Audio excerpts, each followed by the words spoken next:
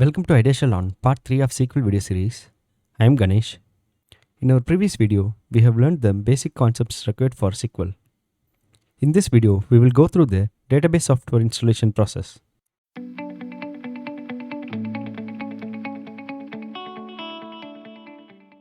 Search for Microsoft SQL Server download and open the first link. This is a Microsoft link. When I scroll down under developer section, I see a download link. Let's click and open. Installation file has been downloaded and let's open it. Installation window is now open. I select the basic installation. After reading terms and conditions, I click OK. I prefer the default installation location.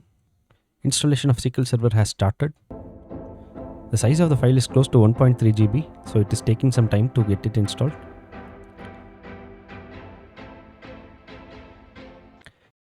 Installation of SQL Server is now complete.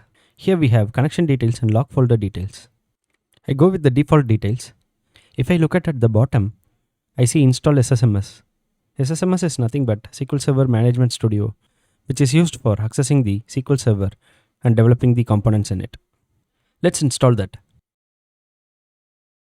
Installation file is downloaded. With the default installation location, I click install.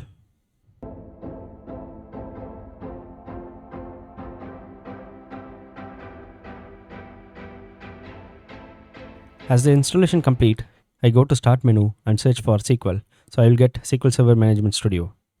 Alternatively, you can go to Start menu and expand all apps, and if you scroll down and come to the bottom, you can find SQL Server Management Studio installed under Microsoft SQL Server Tools 18. Finally, we have opened SQL Server Management Studio.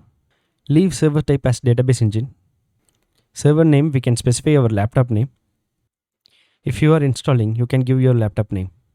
If you look below, my laptop name is mentioned in the username field. You can use that to quickly identify your laptop name. Authentication, there are many types of authentications out there. Let's use Windows authentication for now so that you need not to enter username or password manually.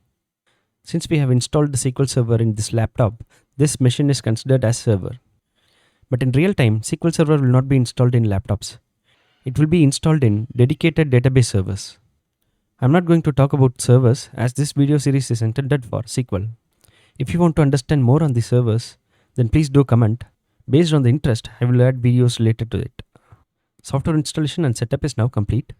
If you find this video useful, I suggest you to share this with your friends and colleagues. That's the end of the video. Thank you.